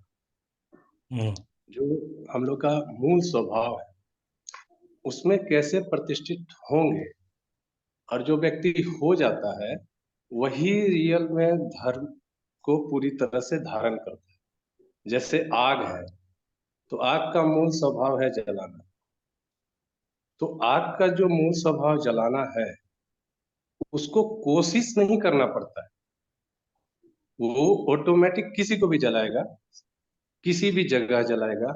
उसका कोई अपना हो चाहे पराया हो, चाहे वो भारत में हो या फ्रांस में हो, उसका काम वही है, उसका मूल स्वभाव, और उसको कोशिश नहीं करना पड़ेगा। वो अपना पराया देख करके वो रुकेगा नहीं। तो जो हमारा मूल स्वभाव है वो है परमात्मा होने का। तो मनुष्य और बाकी जो जीव हैं उनमें एक बहुत अंतर जो है, हम लोग बोलते हैं अंतर क्या है, बाकी जीव में भी आत्मा है और हम में भी आत्मा, लेकिन बाकी जीव अपने मूल स्वभाव में प्रतिष्ठित होने की क्रिया को नहीं कर सकते, और जो हम मनुष्य हैं अपने मूल स्वभाव में प्रतिष्ठित होने की ओर बढ़ सकते हैं, जैसे कि अष्टांग योग के द्वारा, जैसे मुस्लिम लोग अपने प्रक्रिया के द्वारा बढ़ते हैं, बहुत सारे हैं, भक्ति के द्वारा, तंत्र के द्वारा और योग के द्वारा। तो ये हमें मूल स्वभाव में प्रतिष्ठित करने की ओर ले जाता है। पहले जो एजुकेशन सिस्टम था हमारा, वो भी इसीलिए था कि हम शारीरिक, मानसिक और आध्यात्मिक तौर पे इतने मजबूत हों और उस क्रिया में बढ़ें कि हम अपने मूल स्वभाव में प्रतिष्ठित हो सके। जो यम नियम की बातें हैं, चाहे जो चीजें हैं, जैसे कि अहिंसा, अहिंसा आत्मा का मूल स्वभाव, शरीर का नहीं। शरीर के ऊपर हिंसा होगी। जब बुद्ध बोलते हैं अहिंसा को लेकर के, तो बुद्ध की जो बातें हैं वो, कि मुझे कोई नहीं जैसे कृष्ण भी यही बोलते हैं, मुझे मतलब कोई आग से जला नहीं सकता आत्मा को, कोई काट नहीं सकता। तो वो आत्मा के मूल स्वभाव की बात कर रहे हैं। तो हमारा मूल स्वभाव में जब वो व्यक्ति प्रतिष्ठित हुआ है, तो उसको अनुभव, जो गीता है, वो अपने मूल स्वभाव में प्रतिष्ठित हुए व्यक्ति का अनुभव है। और हम क्या कर रहे हैं अभी, मेरा दो स्वभाव हो गया। एक, गीता पढ़ के मैंने जाना कि ऐसा होना चाहिए, और एक, मैं रियल में ऐसा हूं। जैसे कि एक चोर है, उसका चोरी करने का गुण है, स्वभाव उसका मूल कुछ और है, लेकिन गुण उसके अंदर संस्कार के कारण अलग हो गए। तो जो व्यक्ति की जो स्थिति है, कोई चोर है, कोई प्रधानमंत्री है, कोई पूंजीपति है, कोई ध्यानी है, कोई बहुत सारे लोग हैं, लेकिन जो लोग हैं उनका फाइनली जो स्वभाव है ईश्वर होने का। तो वहां तक जो पहुंचेंगे, जैसे कृष्ण वहां पहुंचे, जो बहुत बड़े बड़े जो लोग समाधि में प्रतिष्ठित हुए, वो लोग वहां पहुंचे और उस मूल स्वभाव की चर्चा की। वो चर्चा को हम जब पढ़ते हैं समझते हैं कि ये धर्म है, लेकिन हम में और उस मूल स्वभाव में एक दूरी है। उस दूरी को कैसे प्राप्त, मतलब कि चल करके उस मूल स्वभाव तक पहुंचना है, ये बहुत जरूरी है। जैसे हमारा जीवन एक नदी की तरह है। नदी सागर नहीं है, लेकिन उसका मूल स्वभाव है सागर हो जाना। लेकिन जब तक वो सागर नहीं है तब तक वो सागर के अनुभव को नहीं बता सकती। हाँ, किताबों में पढ़ लेगी कि सागर बहुत विशाल होता है, सागर बहुत गहरा होता है, सागर ऐसा होता है, लेकिन वो नदी है तो उसका जो आज का गुण है वो अलग है, और सागर होने के बाद उसका स्वभाव परिवर्तित हो जाएगा। तो यही मनुष्य के साथ भी है। आज जो मैं हूं वो मैं अपने संस्कार के कारण, अपने गुण के कारण, लेकिन जब मैं उस यात्रा को अगर पूरा कर लेता हूं तो मेरा वो मूल स्वभाव बदल जाएगा, मैं उसको प्राप्त कर लूंगा जो मेरा मूल है। तब उसके बाद क्या होगा, क्या बाहरी परिवर्तन हो जाएगा। बाहरी परिवर्तन जो होगा वो भीतरी परिवर्तन के कारण होगा, जो भी होगा। जैसे वाल्मीकि में हुआ, जो उनके अंदर परिवर्तन हुआ, अंगुलीमाल में हुआ, जो परिवर्तन हुआ, वो क्यों हुआ? वो इसलिए हुआ कि वाल्मीकि ने अपना मूल स्वभाव प्राप्त किया। अगर वो अपना मूल स्वभाव नहीं प्राप्त करते तो जो उनका, जो वो थे वही रह करके समाप्त हो जाते। तो हमारे पास बाकी जीवों से एक अलग ऑप्शन है। बाकी जीव चाह करके भी ये नहीं कर सकते। इसलिए बोला जाता है कि मनुष्य जीवन अनमोल है। इसलिए है क्योंकि हम इस क्रिया को कर सकते हैं और बाकी जीव चाह करके भी इस क्रिया को नहीं कर सकते। तो यही बात है, बस मैं इतना ही कहना चाहूंगा। बाकी आप लोग बताएंगे, और आप लोगों ने जो बताया उससे मैंने काफी कुछ सीखा। नमस्कार।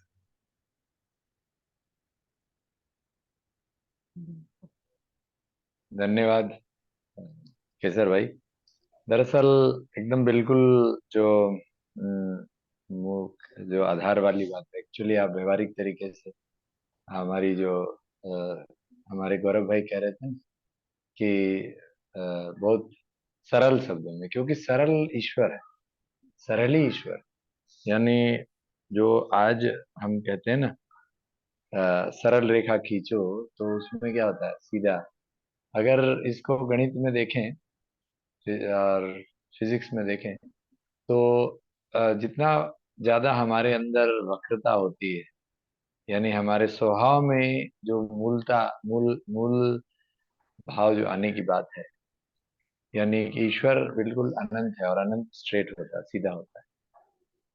तो ये बहुत अच्छा है। और आपने जो भी बोला बाकी लोग बताते हुए, आपने जो अहिंसा सत्य अस्तेय ब्रह्मचर्य अपरिग्रह स्व संतोष तपः स्वादेश व प्रणिधान ये 10 लक्षण जो हमारे अभिषेक जी ने बोला, और ये यम नियम के लक्षण जो धर्म को परिभाषित करते हैं योग के द्वारा, और जो उपनिषदों में जो धार्मिक के 10 लक्षण, धृति, धैर्य, क्षमा, धृति, क्षमा, दमन, यानी हम जो हमारी बुरी शक्तियां हैं उनको दमन कर सकें, आस्ते, चोरी नहीं करना, शौच, जो शुद्धि क्रिया जो उसमें भी आई है हमने, और फिर इंद्रिय निग्रह, धीर विद्या, सत्यम, ये सब है। तो हम अभी कल्याण जी को हम चाह रहे थे बुलाना, अभी वो निकल गए। तो मुझे लगता है उसे हम सबों से सुने हैं। तो मैं चाहूंगा अभिजीत जी, अब आप बोले, अब आपको तो कुछ बातें रखनी है। जी जी जी। नहीं, बहुत अच्छा लगा सबकी चर्चा सुन करके। मुझे लग रहा है कि हम सभी के अंदर जो नारायण विद्यमान है वो अपने हिसाब से, देखिए, ये सरिता ही है जिसमें हम लोग प्रवाह में हैं। और जो आज मुझे लगता है कि दो शब्द हैं, और मैं बहुत ज़्यादा संस्कृत नहीं जानता हूँ, जितना जानता हूँ मैं बता रहा हूँ। मनुष्यता, मनुष्य और धर्म, जो आप लोगों ने मनुष्य धर्म की बात की है। I think we have to become human beings first. हम इंसान बने, हम ह्यूमन बीइंग बने। ह्यूमन बीइंग बनने का अर्थ ये हो गया कि एटलीस्ट एक बड़ा विचार अंदर लाइए, एक बड़ा संकल्प अंदर लाइए, एक बड़ी बात कहने की कोशिश कीजिए। अपने अंदर से एक वो चीज लाइए जिसके लिए आप बने हैं, जिसके लिए आप दुनिया में आए हैं।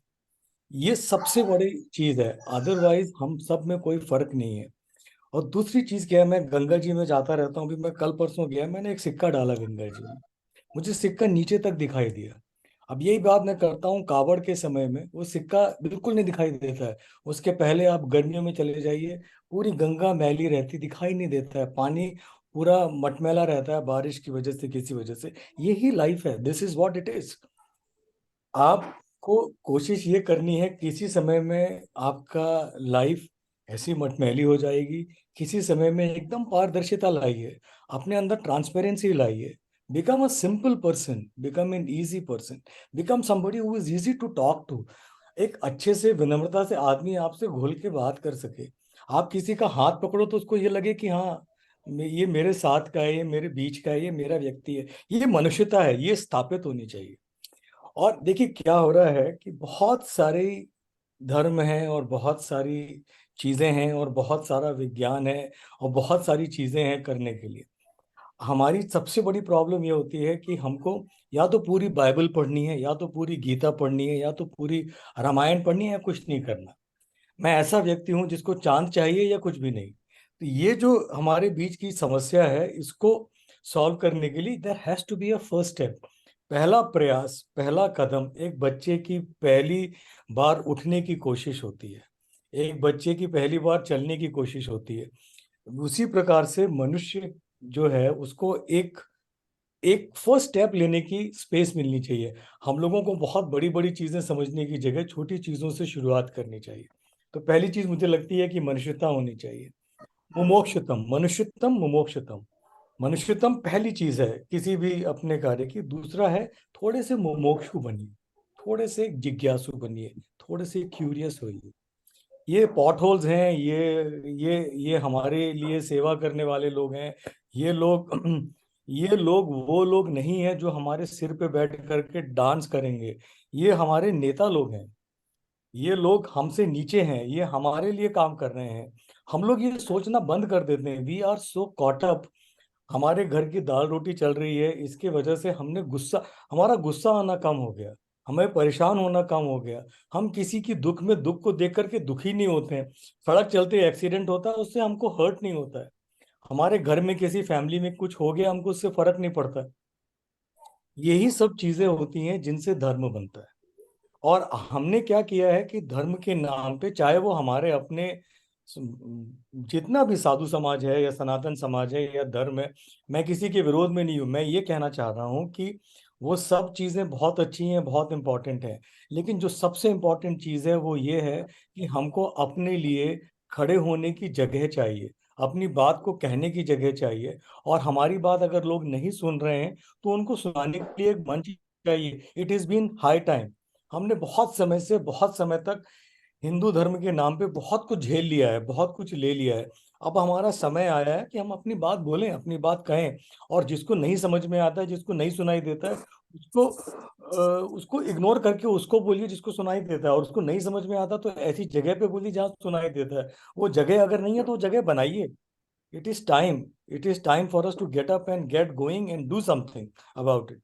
मुझे क्या लग रहा है कि हम लोगों के साथ सबसे बड़ी प्रॉब्लम यह है कि सारी चीजें समझने के बाद उनके ऊपर कुछ एक्शन ऐसा नहीं होता है जिससे हमारी जिंदगियों में फर्क पड़े, हमारे मंदिरों में फर्क पड़े। हमारे लोग, आपने बहुत अच्छी बात कही थी, मैं दिल से आपका स्वागत करता हूँ कि हमारे कार्यकर्ता हैं, चाहे वो धर्म के कार्यकर्ता हो, चाहे वो मंदिर के कार्यकर्ता हो, चाहे वो पार्टी के कार्यकर्ता हो, चाहे वो एबीवीपी के हो, चाहे वो आरएसएस के कार्यकर्ता हो। हमको अपने कार्यकर्ताओं को उनको आजीविका देनी चाहिए, उनके लिए खड़े होना चाहिए, उनका हाथ पकड़ के संघर्ष करना चाहिए। हम लोग ये सब सोचने लगे हैं कि ये जो भी चल रहा है चल रहा है, जो हो रहा है हो रहा है, जैसे हो रहा है हो रहा है, इसी वजह से सारी चीजें हो रही हैं। हम क्यों वोट देने जाते हैं, हम क्यों किसी के लिए खड़े होकर के बात करते हैं, हम क्यों अपने प्रांत के लिए, अपने देश के लिए, अपने उसके लिए करते हैं। अगर हमको करना है तो हम उस बात को सामने आके अडिग होके कहेंगे ना। पहले आप हमारे मंदिरों को साफ करिए, पहले आप मंदिरों में बैठे हुए पुजारियों की आप ये जो उनकी तनख्वाह बांधिए। जैसे आप मदरसों में करते हैं, सारे मुनीमों को पैसा मिलता है, सबको मिलता है। हमारे यहाँ के जो कार्यकर्ता काम करते हैं आप उनको तनख्वाह दीजिए। मैं कहता हूँ कि बिना, देखिए तीन चार चीजें हैं, बिना बिना धन के और बिना सामर्थ्य के और बिना मनोबल के कुछ काम नहीं होता, इच्छा शक्ति के बगैर कुछ काम नहीं होता। मनुष्य बनने का सबसे पहला चीज ये है कि हम अपना ध्यान रख सकें, हम अपने लोगों का ध्यान रख सकें, तो हमको उठ करके आगे बढ़ना है। धर्म के नाम पे मैं ये नहीं चाह रहा हूं कि हम लोग कोई बड़ा एक वो करें, लेकिन धर्म की जो स्थापना हुई है, वो धर्म की स्थापना इस बात से होती है कि हमारे सबके अंदर में एक यूनिकनेस है, हमारे सबके अंदर में एक टैलेंट है, हमारे सबके अंदर में एक ऐसी चीज है जो हमको हमको हमसे विशाल बनाती है। मैंने एक बच्चे से पूछा, छोटी सी बच्ची हमारे घर में कल खेल रही थी, शादी का टाइम था। मैंने कहा उससे, तुमको जब कोई बहुत अच्छी चीज मिलती है तो तुमको क्या लगता है? तुम किसी को थैंक यू बोलती हो, तुम किसी के लिए अच्छा उनके लिए बोलती हो? बोलती है कि मुझे ऐसा लगता है कि जैसे मेरा दिल बड़ा हो गया। ये सब चीजें हम लोग भूलने लगे हैं। They are very very small sensibilities, जिनको हम भूल जाते हैं। ग्रैटिट्यूड में रहना, लोगों को थैंक यू कहना, आगे बढ़ना, हमको अपनी बात कहनी है, अपने लिए जगह बनानी है। उसी के साथ साथ जिन लोगों ने हमारे लिए अच्छा किया उनको थैंक यू बोलना है, ग्रैटिट्यूड में रहना है, हमारे गुरुजनों का ध्यान देना है, मुमोक्षता की तरफ बढ़ना है, जो हमारे बड़े भक्तजनों ने, गुरुवर ने, जिन्होंने जो रास्ता बताया वो रास्ता देखना है। ये सारी चीजें करनी है। आई थिंक ये सिंप्लीफाई करना ज्यादा जरूरी है, बजाय कि हम लोग एक किसी चीज में फंस जाएं।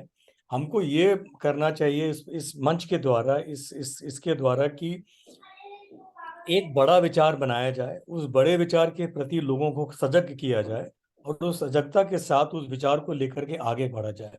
मुझे ये लग रहा है कि मनुष्य बनना, मनुष्य धर्म को पूरा करना अपने आप में एक बहुत बड़ा विचार है, और हिंदू धर्म से बड़ा कोई धर्म नहीं है जो इस बात को लेता हो। मैं कहता हूं, अगर आज इतने सब लोगों के आने जाने के बावजूद, बोनाबूस टाइम से, बंदरों के समय से लेके आज तक, अगर कोई परंपरा, अगर कोई संकल्प, अगर कोई बात चली आई है, तो वो हमारे धर्म की बात है, वो सनातन धर्म की बात है। वो वैदिक से लेकर के अभी तक चली आ रही है और आगे भी चलती रहेगी। हमको इस बिंदु को लेकर के एक अपनी बात को रखने की पूरी कोशिश करनी चाहिए।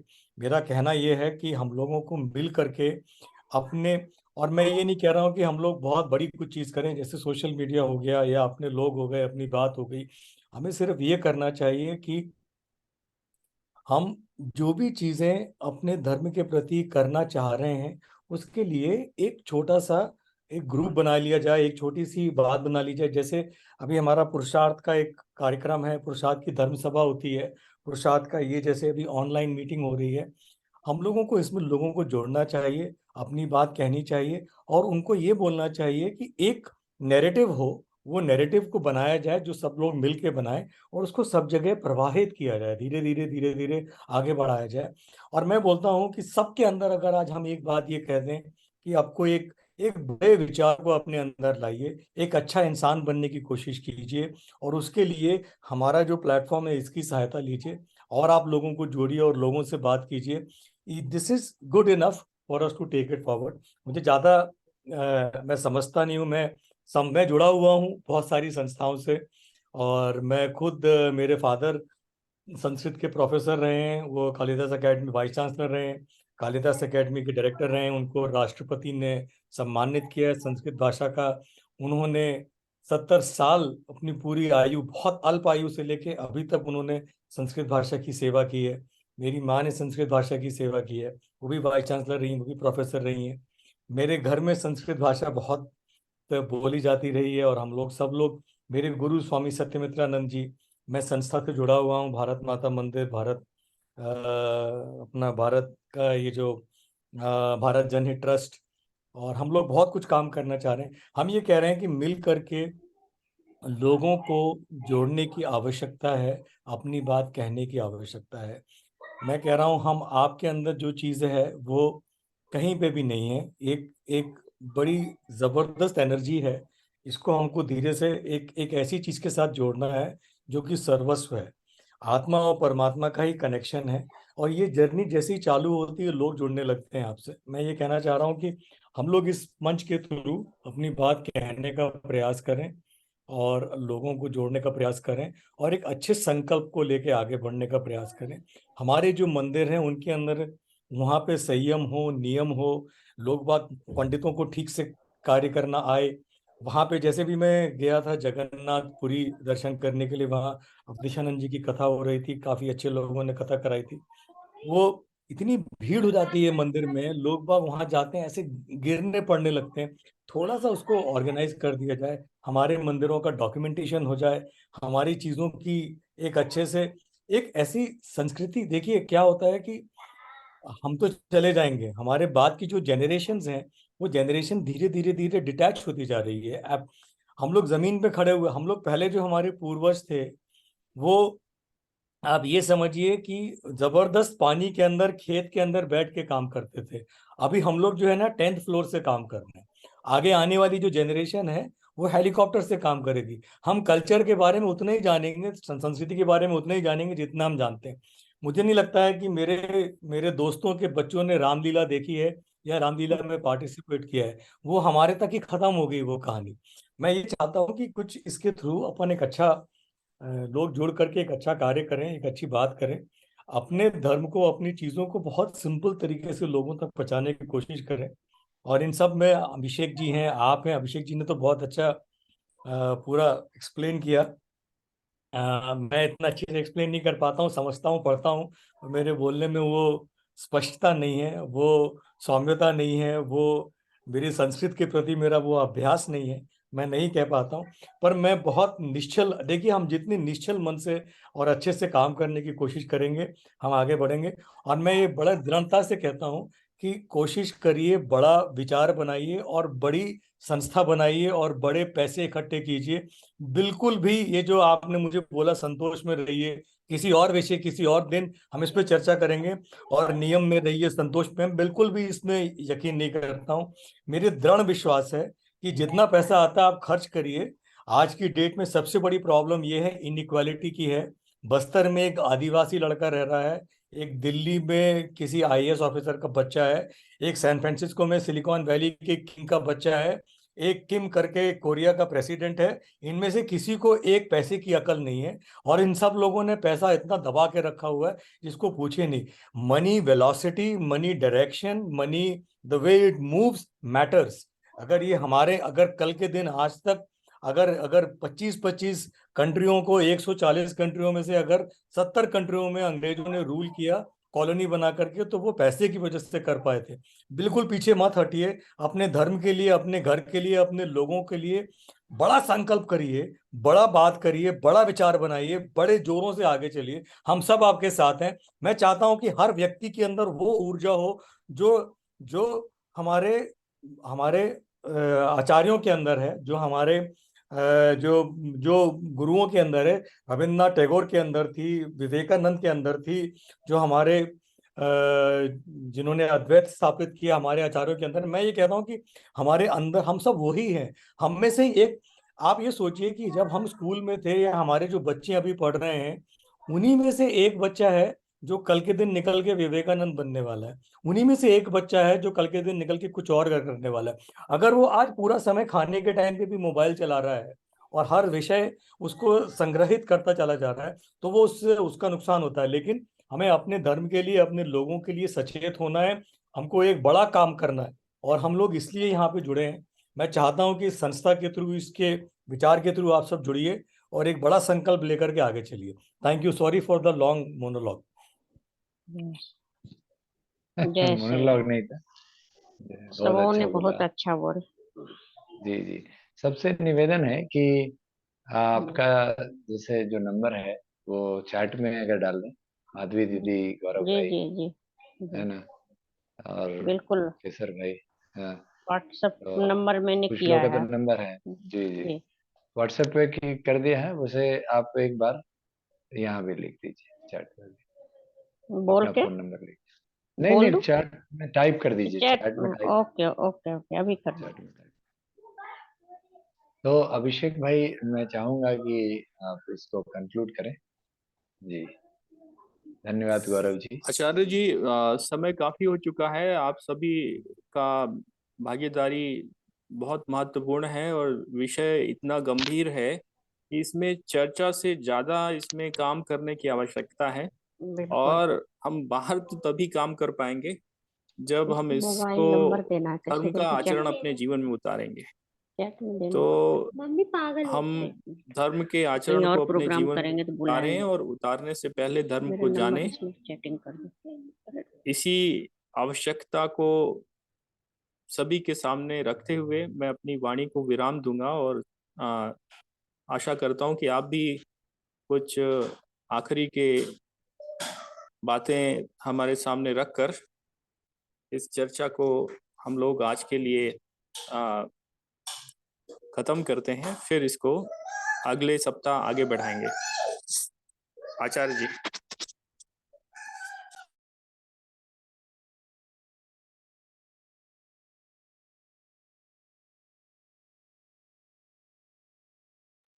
तो बहुत बहुत धन्यवाद।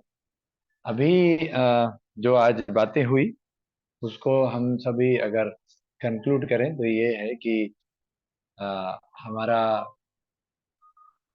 आज एक ही समझ है कि धर्म जो यत् धारते यः स धर्म, और अलग अलग परिभाषा में धार्मिक के जो लक्षण हम परिभाषित किए और उसको बहुत ही सरल शब्दों में बाकी वक्ताओं ने जो बताया, और व्यवहारिकता के दृष्टिकोण और कार्यक्रम के दृष्टिकोण के साथ साथ जो बताई गई, तो मैं अब चाहता हूं कि हम लोग इसको हर रविवार को जो समय है यह तो फिक्स है, और जरूरत पड़ा तो हम लोग सप्ताह में 2 दिन भी करेंगे। सबसे निवेदन है कि और भी लोगों को जोड़ा जाए और इस विचार को आगे बढ़ाया जाए कि धर्म क्या है और धर्म के लिए क्या होना चाहिए हमारे लक्षण के आधार पे, मतलब मूल स्वभाव की जो बात, जैसे उसी लक्षण को आम भाषा में जैसे हमारे किशोर भाई ने कहा, उसको लाने के लिए कैसे हम लोगों के कार्यक्रम हो, क्या कार्यकलाप हो, क्या शिक्षा नीति हो, गुरुकुल पद्धति की जो बात आई वो कैसे स्थापित हो, ये सारी चीजों पर हम काम कर सकते हैं।